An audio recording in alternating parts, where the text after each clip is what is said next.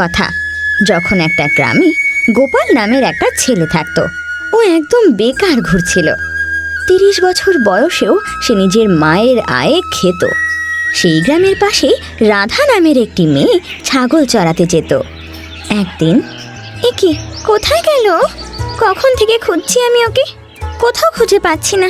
কেউ ওকে উঠিয়ে নিয়ে গেল না তো, বা বাঘে খেলো না তো? একি কত দূরে চলে এলাম আমি, কাউকে দেখতেই পাচ্ছি না। ওই তো কে একজন শুয়ে আছে ওখানে, তাকেই জিজ্ঞেস করি। এই শোনো, এই শোনো। কি হলো? তুমি আমার ঘুম ভাঙিয়ে দিলে। তুমি আমার বান্ধবী নাকি? এক ফোঁটা ঘুমাতে দাও না আমায়। আচ্ছা এটা বলো, এত ঘন জঙ্গলে তুমি নিশ্চিন্ত হয়ে কি করে ঘুমাচ্ছ? যদি কোনো বাঘ খেয়ে নেয় তবে? এখানে বাঘ থাকে না, ওরা ঘন জঙ্গলের মাঝখানে থাকে। আর আমি বাঘকে ভয় পাই না। কে বলেছে বাঘ নেই? আমি তো বাঘের ছাপ দেখেই এত দূর এলাম, আর সেই বাঘ আমার 4টে ছাগল নিয়ে গেছে। কি বলছো? আমি বাঘের পায়ের ছাপ ভালোভাবে চিনি। তুমি তো জানোই আমি এখানে রোজই আসি। আমি তো কোনোদিনও বাঘ দেখতে পাইনি। তবে তুমি কোথা থেকে দেখলে? আমাকেও একটু দেখাও তো। ওই দেখো, দেখা যাচ্ছে ওখানে। দেখো, ভালো করে দেখো। দেখলে সব পদচিহ্ন ওইদিকেই যাচ্ছে। এটা জানার জন্য তো তোমাকে ঘুম থেকে ওঠালাম। এখন বলো। আরে বলছি তো, এটা বাঘের পায়ের ছাপ নয়। আমার তো মনে হয় এটা কেউ ইচ্ছা করে বানিয়েছে। এটা তুমি কি বলছো আমায়? এই পদচিহ্ন বাঘের নয়, এটা কোনো মানুষ বানিয়েছে। দাঁড়াও দেখাচ্ছি। এবার এটা দেখো তো, বলো এবার কি বাঘের পায়ের ছাপের মতো মনে হচ্ছে তো? ঠিক বলেছো, এ তো একদম বাঘের পায়ে লাগছে। মানে এই যে এগুলো দেখলাম সব মানুষের বানানো। এই তো ঠিক ধরেছো। যদি সত্যি বাঘ হতো তাহলে সবকটা একরকম দেখতে হতো না। তার মধ্যে অনেক তফাৎ দেখা যেত। একটা গভীর, পরেরটা আরো গভীর। কিন্তু তুমি যেগুলো দেখালে সবকটা একই রকম। তার মানে কেউ ইচ্ছে করে লাঠি দিয়ে এগুলো বানিয়ে চলে যাচ্ছে, লোকজনকে বোকা বানানোর জন্য। তার মানে যে চোর সে খুবই বুদ্ধিমান আর চালাকি করে আমার ছাগল নিয়ে গেছে। দেখো, আমরা যদি ওই বাঘের পায়ের ছাপ লক্ষ্য করি তো সে ভাবছে আমরা ওই দিকেই যাব, কিন্তু আমরা যাব না। এক কাজ করি, এই পায়ের চিহ্ন অনুযায়ী আমরা একসাথে যাই। দুজনে একসাথেই যাব। সেখানে হয়তো তুমি চোরকে দেখতে পাবে। আর সত্যি যদি কোনো বাঘ চলে আসে তবে? আরে এত ভয় পেও না, বাঘ সামনে আসে না। আর চলে এলেও হাতে লাঠি থাকবে তো। চলো এবার আমরা যাই। এইভাবে দুজনে সেই পদচিহ্ন দেখে দেখে এগিয়ে যায়। আর কিছু দূর এগোনোর পর দেখো, এখানে কিন্তু পায়ের চিহ্ন শেষ, কিন্তু এখানে কাউকে তো দেখছি না। তার মানে কাছাকাছি চোর কোথাও লুকিয়ে আছে। তুমি ওই দিকটা দেখো, আমি এই দিকটা দেখছি। না না, আমার ভয় করছে। আমি একলা যাব না, তোমার সাথেই থাকবো। ঠিক আছে, চলো সামনে গিয়ে দেখা যাক। ওই দেখো, ওখানে একটা গুহা দেখা যাচ্ছে। অবশ্যই ওখানে কিছু একটা আছে। চলো গিয়ে দেখি। এই কি, এই সব হাড়গুলো তো আমার ছাগলেরই। কেউ পেট ভরার পর হাড়গুলো এখানে ছেড়ে গেছে। একবার চোর আমার হাতে আসুক। একদম চুপচাপ থাকো। এবার ভিতরে কেউ আছে, মনে হচ্ছে কেউ আসছে। এইভাবে দুজনে গুহার ভেতরে একটা পাথরের পেছনে লুকিয়ে পড়ে। আর কুস্তিবীরের মতো দেখতে একটি মানুষ ভেতরে ঢোকে। মনে হচ্ছে এই তোমার ছাগল চুরি করেছে। চলো ওর পিছু করে ওকে পিটিয়ে আসি, যাতে ও কোনোদিনও কারুর ছাগলের দিকে না তাকায়। তুমি কি করে ওর সাথে লড়াই করবে? ও তো একটা কুস্তিবীর। তুমি আমাকে চেনো না। যদি তোমার ভয় লাগে তো তুমি এখানে থাকো, আমি যাচ্ছি। ঠিকই আছে, আমিও যাব। আমারই তো ছাগল ওখানে। তাহলে ওকে চারপাশে লাত তো মারতে পারবো। তারপর দুজনে সেই গুহার ভেতরে গিয়ে দেখে তো অবাক হয়ে যায়। কিরে, তোরা কারা? তোরা কারা বল? তোরা আমার গুহায় কি করছিস? তোরা যাবি নাকি তোদের 2 ঘা দেবো? 2-4 ঘা তো আমরা তোকে দেব। আমাদের ছাগল কি খেয়ে নিয়েছিস? এখনো অবধি আমাদের 4টে ছাগল চুরি হয়েছে। তুই ওটা চুরি করেছিস। ও, এই ছোট ব্যাপারের জন্য তোরা এখানে এসেছিস? হ্যাঁ হ্যাঁ, হতে পারে আমি তোদের ছাগল চুরি করেছি, আর 2-3 দিনের মধ্যে হয়তো খেয়েও ফেলেছি। হ্যাঁ, ওই ছাগলগুলো আমাদের। যদি তোমার ছাগলের মাংস ভালো লাগে তাহলে কিনে খাও না কেন? এগুলো কি ঠিক? তুমি বলো। কি বললে? কিনে খাবো? আরে ভাই, আমি তো শুধু চুরি করতেই জানি, টাকা পয়সা দিয়ে কিনতে জানি না। আমি শুধু তোমাদের 4টে ছাগলই নয়, আমি এখানে আসার পর থেকে কমপক্ষে 50টা ছাগল খেয়ে ফেলেছি, আর খেয়ে ঢেকুরও তুলে ফেলেছি। চুপচাপ আমাদের 4টে ছাগলের দাম দিয়ে দাও। 4টের উপর মোহর দিয়ে দাও আমাদের, নয়তো তোমাকে আমার থেকে কেউ বাঁচাতে পারবে না। মোহর বের কর। তার মানে মনে হচ্ছে উচিত শিক্ষা দিতেই হবে। এবার তুই আমার হাত থেকে বেঁচে ফিরলি না। আর এইভাবে দুজনে লড়াই করতে লাগে। এই লড়াইয়ে চোর গোপালের কাছে হেরে যায়। আরে আরে আরে, আমায় ছেড়ে দাও, ছেড়ে দাও আমায়। এই নাও তোমার মোহর, আমায় ছাড়ো। আমি আর কখনো তোমাদের ছাগল চুরি করে খাবো না, আমায় ছাড়ো। দেখো, 4টে মোহর তো মারার আগে বলেছিলাম। এবার দাম বেড়ে গেছে। এবার তোমাকে 50টা মোহর দিতে হবে, না হলে তোমাকে আবার মারবো। এবার চুপচাপ ভালো মুখে মোহর দেবে নাকি? তারপর সেই চোর ছাগলের পরিবর্তে 50 রুপোর কয়েন দেয়। সেগুলো নিয়ে গোপাল বাইরে বেরিয়ে আসে। আমি না ঠিক বুঝলাম না, তুমি তো ওই চোরটাকে পিটিয়ে শেষই করে দিচ্ছিলে। আচ্ছা, সে টাকা আমায় দিয়ে দাও। তোমার ছাগলের দাম হয় 20টা মোহর, কিন্তু আমি তোমাকে 30টা মোহর দিলাম। ও তো তোমাকে 50 দিয়েছে, তুমি আমাকে 30 দিচ্ছ কেন? 20 তাহলে তুমি নিজে রাখবে, কিন্তু তুমি এরকম কেন করবে একটু বলবে? তবে নয় তো কি, বেকার বেকার এত দূর এসে ওকে মেরে এই টাকাগুলো নিলাম? তুমি তো তোমার টাকা পেয়ে গেছো। তুমি তো আমার কোনো আত্মীয় নও যে বেকার সাহায্য করব, সাহায্যের বদলেই তো নিলাম। এবার শোধবোধ। তারপর দুজনে জঙ্গল থেকে বেরিয়ে নিজের নিজের গ্রামে চলে আসে। ঘরে পৌঁছে গোপাল, এই নাও মা, আজ আমি 20টার উপর মোহর কামিয়েছি, এই নাও। আগে বল, এই টাকা কোথায় পেলি? কাজ ধাজ তো কিছুই করিস না, তাহলে কোত্থেকে এলো? চুরি করলি? আমি কেন চুরি করতে যাব মা? এরকম কেন ভাবো? আসলে হয়েছে কি মা, আজ জঙ্গল গেছিলাম। এইভাবে গোপাল নিজের মাকে সব কথা জানায়। দেখ বাবা, এটাও চুরিরই জিনিস। কখনো তো একটু পরিশ্রম করে আয় কর বাবা, এটা ভুল পথ। আমি কোনো কাজ করতে পারবো না মা, এবার কিছুদিন আমি শুধু একটু আরাম করতে চাই। আমাকে তুমি শুধু একটু ঘুমোতে দিও। গোপাল কখনই নিজের মায়ের কথা শুনতো না, আর এভাবে ওর দিন কাটতে লাগে। তারপর একদিন বৈশালীর কাছে তাদের প্রতিবেশী শিলা আসে। আরে বৈশালী মাসি, এই বয়সেও তোমাকে এত কাজ করতে হচ্ছে কেন? তোমার ছেলে তো ভালোই বড় হয়েছে, তাকে কাজে পাঠাও। এমনি ঘুরে বেড়ায়, দায়িত্ব তো নিতে পারে। কি যে করি শিলা, কত তো বুঝালাম, কে আর কার কথা শোনে? আমি আর কি করব, আমারই রক্ত, বের করে তো দিতে পারি না। এভাবে চলবে না গো, বিয়ে করিয়ে দাও। দায়িত্ব ঘাড়ে এলে ঠিক কাজ করবে। দেখো, ঘরের এই অবস্থা দেখে কে আর ওকে মেয়ে দেবে বলো তো? আমার বেঁচে থাকতে হয়তো সেই সৌভাগ্য হবে না। এইরকম কেন বলছো দিদি? পাশের পাড়ায় জলেশ্বর নামের ছাগল ব্যবসায়ী আছে, তার মেয়ে আছে সুশীল, সুন্দর দেখতে আর গুণবতী। গোপালের জন্য বলো কথা বলি। ওনাদের আমার ছেলে পছন্দ হলে আর মানা কি করব? এই দেখো এসে গেছে, এখন তুমিই বলে দেখো। আমি সব শুনে নিয়েছি কাকি। একটা কথা বলো, তোমার কি আর কোনো কাজ নেই? দিব্যি সুখে শান্তিতে আছি, আমার বিয়ে করার কোনো ইচ্ছে নেই। বিয়ে করার ইচ্ছে যখন হবে তখন এমনিই করে নেব, ততদিন একটু রেহাই দাও। পাশের গ্রামে জলেশ্বর নামের একটা ছাগল ব্যবসায়ী আছে, আর উনি খুব ধনী। আমাদের এলাকায় এরকম কেউ নেই। হ্যাঁ, আমি ওকে চিনি, খুব চালাক মেয়ে। আমি ওকে পছন্দ করলেও ও আমায় কখনোই বিয়ে করবে না। আরে সেসব আমি সামলে নেব, কালকে গিয়ে কথা বলে আসছি। তোর তো বিয়ে পাক্কা করে আসবো। আর এভাবে শিলার সাহায্যে গোপাল আর রাধার বিয়ে হয়ে যায়, আর দুজনে খুশি খুশি থাকতে লাগে। কি গো, তুমি কতদিন এভাবে চুপচাপ বসে থাকবে? একটু গিয়ে কাজ টাজ করো। আর দেখো, তোমার মাও তো কত শরীর খারাপ হয়ে গেছে, কতদিনই বা একা একা কাজ করবেন উনি। যাও তুমি আর কোনো কাজ দেখো। তোমার মাকে দেখো কত খাটে, এবার তো ওনাকে একটু শান্তি দাও। এত বছর কাজ করেছেন, আর কতদিন করবেন? কিছু তো ভাবো ওনার ব্যাপারে। ব্যাস, শুধু এই কারণে আমি বিয়ে করতে চাইনি। কিছুদিনের জন্য আমায় কাজ করতে একদম বলবে না। তাহলে একটা কাজ করো, আমি বাবাকে বলে কয়েকটা ছাগল আনাচ্ছি, তুমি রোজ সেই ছাগলকে জঙ্গলে নিয়ে গিয়ে ঘাস খাইয়ে এনো। আর কিছুদিনের মধ্যে ওদের বেশ ভালো দামও পেয়ে যাবে। তোমাকে বোঝাতে যাওয়াটা না একেবারেই বেকার। তুই কি বোঝাবি রে বৌমাকে? ঠিক তো বলছে বৌমা, আর কতদিন বসে থাকবি? গোপাল ওদের কথা শুনে রেগে গিয়ে ঘর থেকে বেরিয়ে যায়। এই পাথরে যে রাস্তাটা আছে সেটা নিশ্চয়ই গুপ্তধনের রাস্তা। কত খুঁজলাম, কিন্তু সেখানে গিয়ে পৌঁছাতেই পারছি না। কিন্তু সেই গুপ্তধন আমি জানি এই জঙ্গলেই আছে। এবার আমি এই গুপ্তধন খুঁজে বের করবই। আর দেখো, এরা শুধু আমায় কাজ করার জন্য জোর করে যাচ্ছে। একবার যদি এই গুপ্তধন পেয়ে যাই তো এই এলাকার সবচেয়ে বড় লোক হয়ে যাব, তারপর আর কোনো কাজ করতে হবে না। আর এভাবে সে চিঠি হাতে নিয়ে ও এদিক ওদিকে সেই সম্পদ খুঁজতে লাগে। এদিকে ওর মায়ের শরীর আরো খারাপ হতে লাগে।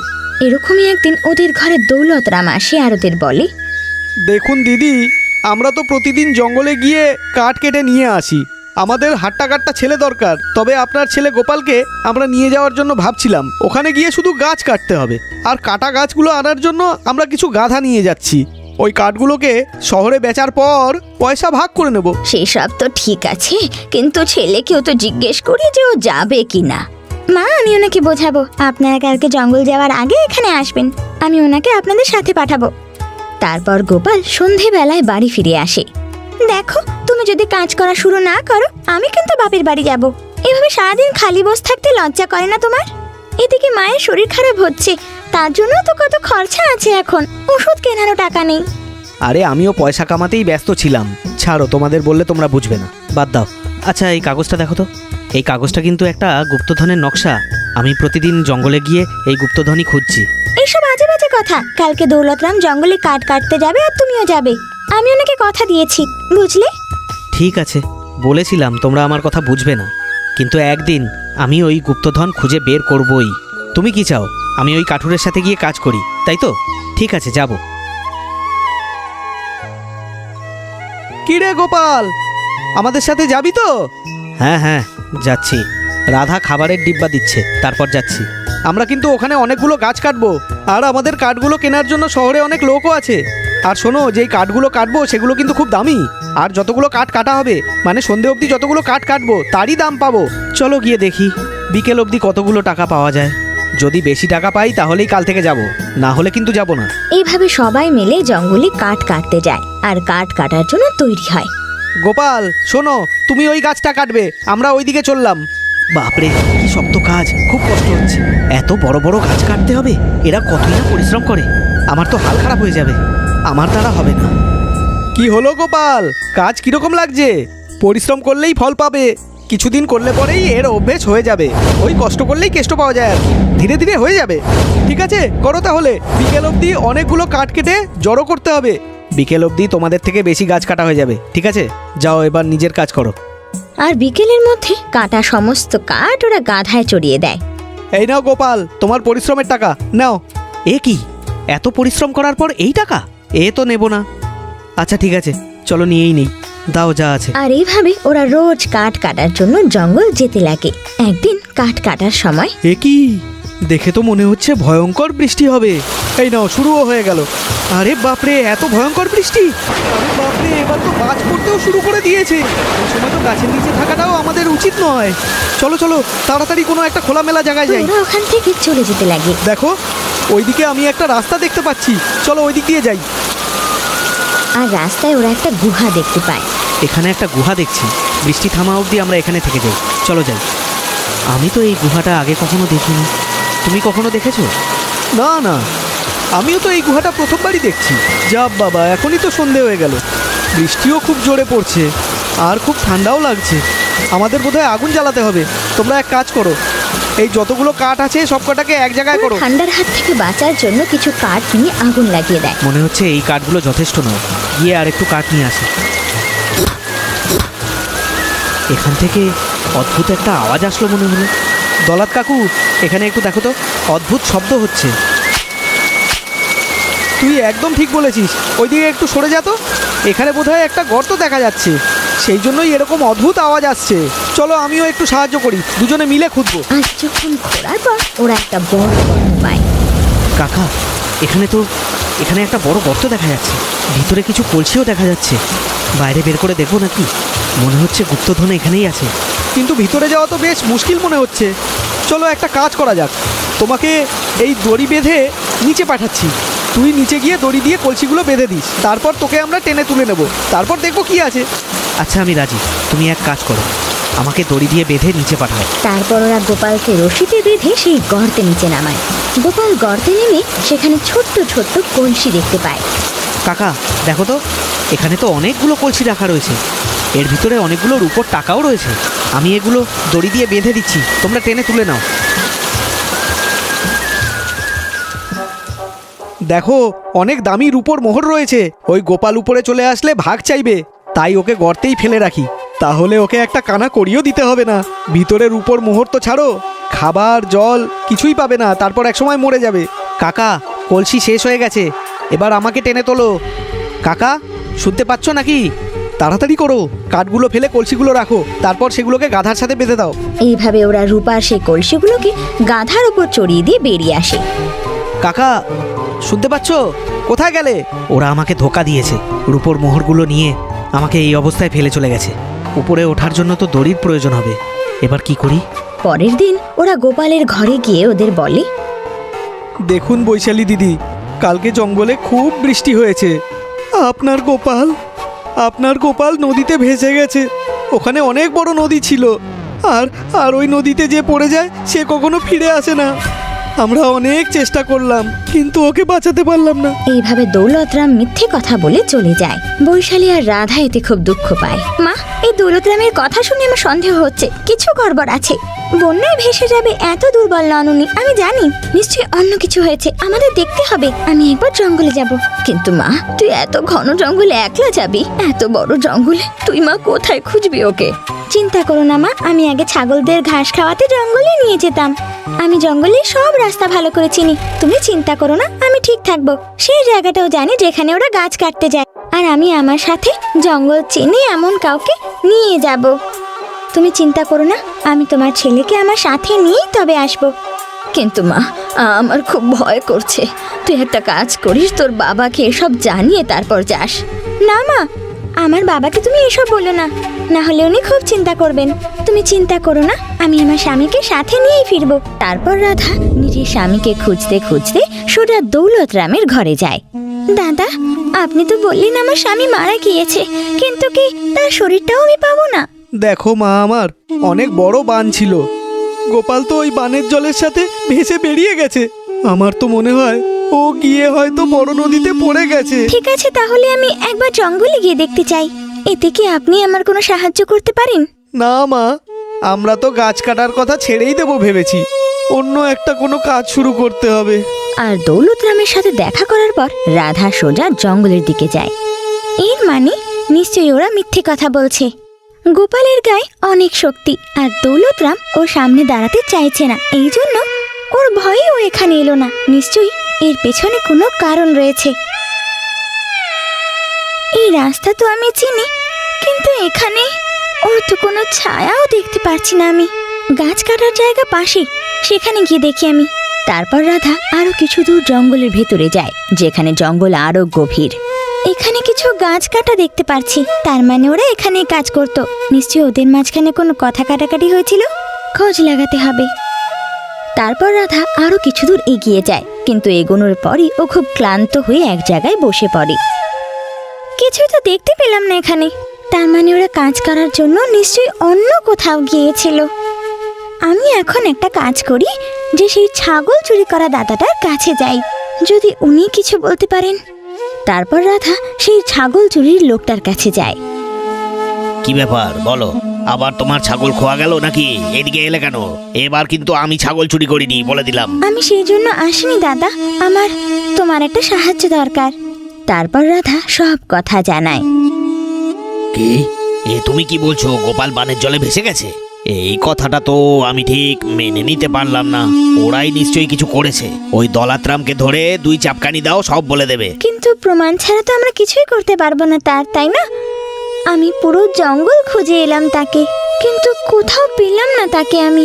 তার মানে আমি হয়তো সঠিক জায়গাতে ওনাকে খুঁজিনি। আহা, তুমি যেটা বলছো ঠিকই বলছো। ওরা অনেক দিন ধরে গাছ কাটছে, এখন তো আবার গভীরেও যায়। ওখানে অনেক বড় মোটা গাছ আছে না, সেই কারণে ওদের এখন প্রচুর টাকার দরকার। সেই কারণে হয়তো গভীর জঙ্গলে কাঠ কাটতে গেছিল। ওরা যেখানে কাজ করতো, তুমি নিশ্চয়ই সেই জায়গা চেনো, আমাকে নিয়ে চলো। মাথা খারাপ? এর আগে তোমরা 4টে ছাগলের জন্য 3 গুণ টাকা নিয়ে গেছিলে। এখন আমি তোমায় সাহায্য করতে যাব কেন বলো? আমি যেতে পারবো না। এরকম বলো না দাদা, আমি তো একটা মেয়ে, আর নিজের স্বামীকে খোঁজার জন্য এখানে ঘুরছি। আমার তোমার সাহায্য দরকার দাদা, আর এই সাহায্যের বদলে আমি তোমাকে 100টা মোহর দেব। তোমার শুধু সাহায্য দরকার। আমার তোমার 100 মুদ্রার কোনো দরকার নেই, বুঝতে পারলে? একটা অসহায় মেয়ে জঙ্গলে তার স্বামীকে খুঁজছে, সেই জন্য দয়া করে তোমার সাথে যাব। তবে হ্যাঁ, সন্ধ্যের মধ্যে কিন্তু আমাদেরকে ফিরে আসতে হবে, নয়তো জঙ্গলি জানোয়ার আমাদের মেরে খেয়ে নেবে। তাহলে দাদা চলো, এখনই আমাকে সেই জায়গায় নিয়ে চলো। ঠিক আছে, কিছু খাবারও সাথে করে নিয়ে যাচ্ছি। জঙ্গলে কিন্তু খাবার জন্য কিছু পাবে না। তারপর দুজনে কয়েকদিনের কিছু খাবার নিয়ে গোপালকে খুঁজতে জঙ্গলের ভেতর চলে যায়। আর কিছু দূর যাওয়ার পর, দাদা এই দেখো, এই গাছগুলো কেটেছে মনে হচ্ছে 2 দিনেরও বেশি হয়নি। এদের দেখে মনে হচ্ছে এই কাঁটাটা এখনো শুকায়নি, তার মানে এখানে কিছু হয়েছিল। আরে এইদিকে দেখো তো বোন, এখানে বেশ কিছু পায়ের ছাপ দেখা যাচ্ছে। খুব জোর বৃষ্টি হওয়ার পরও পায়ের ছাপ কিন্তু রয়ে গেছে। ঠিক আছে, এরই পিছু নেব, নিশ্চয়ই আমরা কিছু জানতে পারবো। তারপর তারা সেই পদচিহ্ন দেখে কিছু দূর এগিয়ে যায়।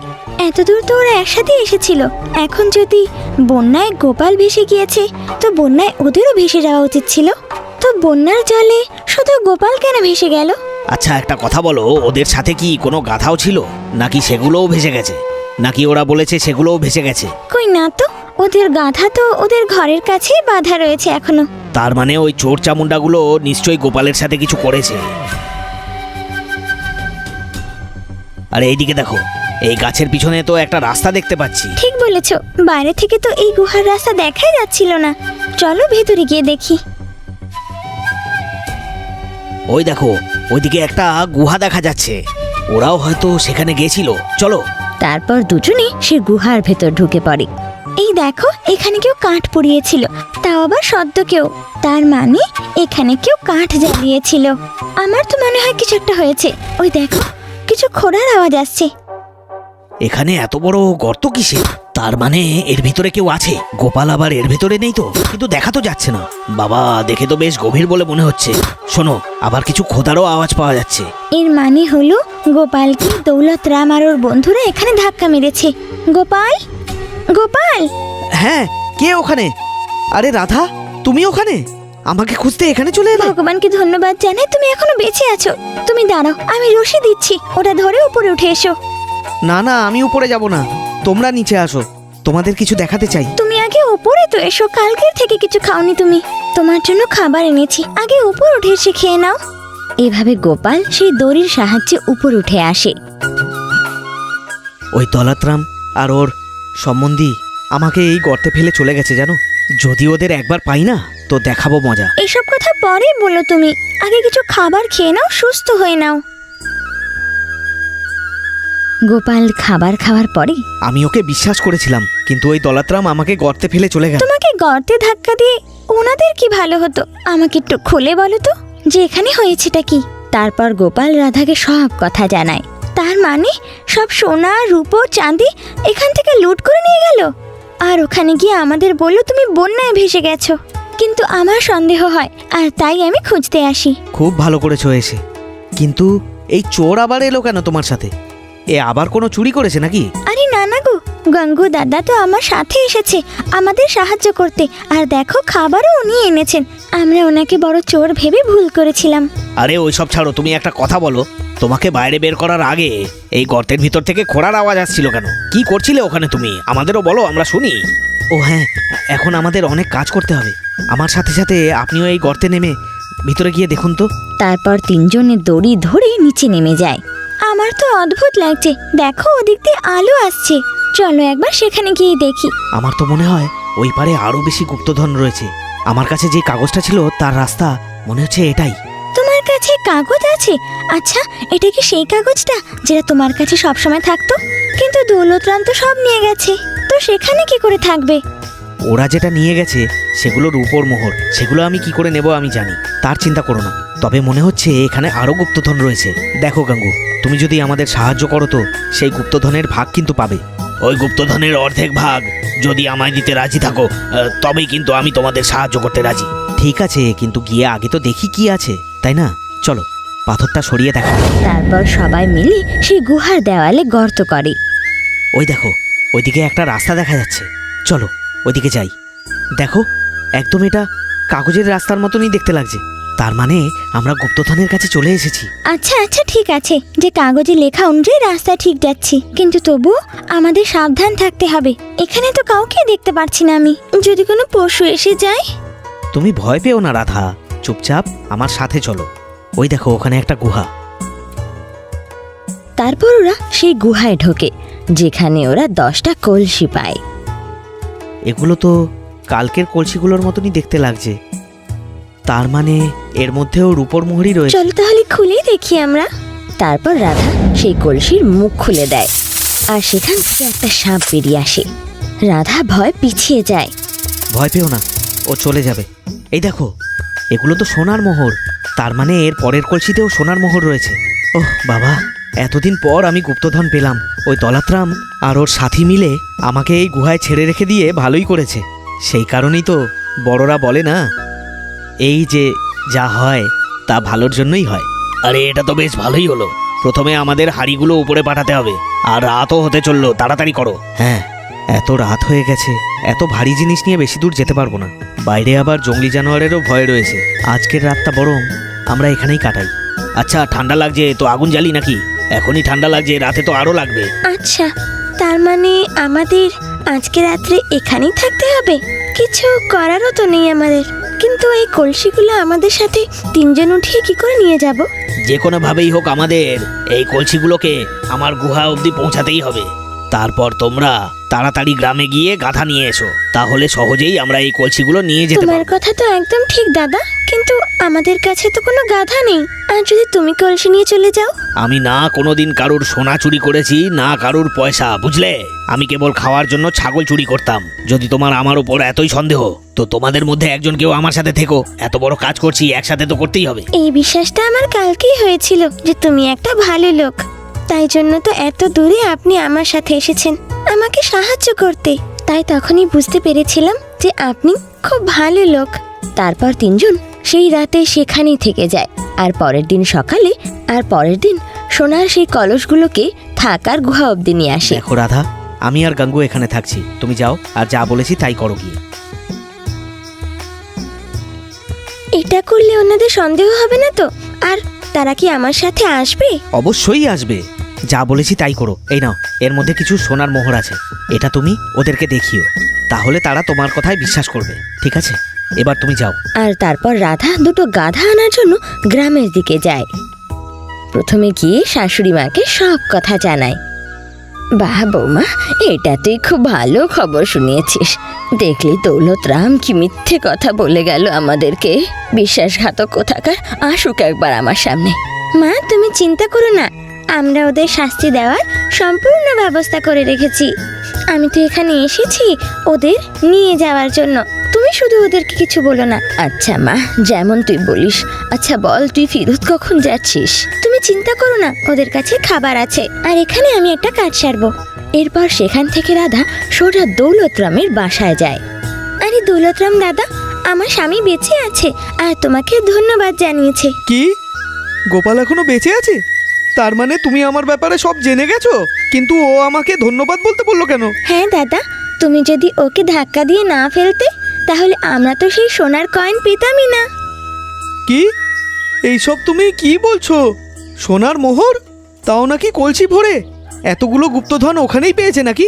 তার মানে গোপালকে ফেলে রেখে আমরা রূপোর মোহর নিয়ে এসেছি? সেরকম কিচ্ছু না দাদা, আপনারা যখন ছেড়ে এসেছিলেন ওকে, তখন সে নিচে একটা আলো দেখতে পায়। সেখানেই যখন খুঁড়তে শুরু করে রাস্তা বেরোয়, আর সেখানে গিয়েই সোনার কলস পেয়ে যায়। আর ওখানে শুধু একটা কলস নয়, অনেক কলস আছে। দূর, সব মিথ্যে কথা। তুমি আমাকে বোকা বানানোর জন্য এসব গল্প দিচ্ছ। আমরা তোমাদের রূপোর মোহরের ভাগ দিইনি তো, সেই কারণে তোমরা এসব বলছো। তবে হ্যাঁ, তুমি চাইলে একটা রূপোর কলসি আমি দিতে পারি। না দাদা, সত্যি, আমি যা বলছি সব সত্যি বলছি। দেখো, কিছু মোহর তো সাথেও এনেছি। হ্যাঁ, এগুলো তো সোনার মোহর। মানে তুমি আমাকে সত্যি কথাই বলছো? তবে এসব কথা তুমি আমাকে কেন বলছো? দাদা, ওই কাগজটা একবার দেখো তো।